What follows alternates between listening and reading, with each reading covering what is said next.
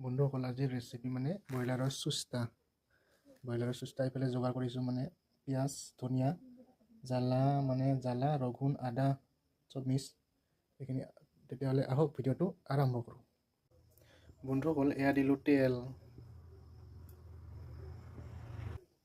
প্ৰথমতে দিলোঁ জিৰা এই দিলোঁ পিঁয়াজ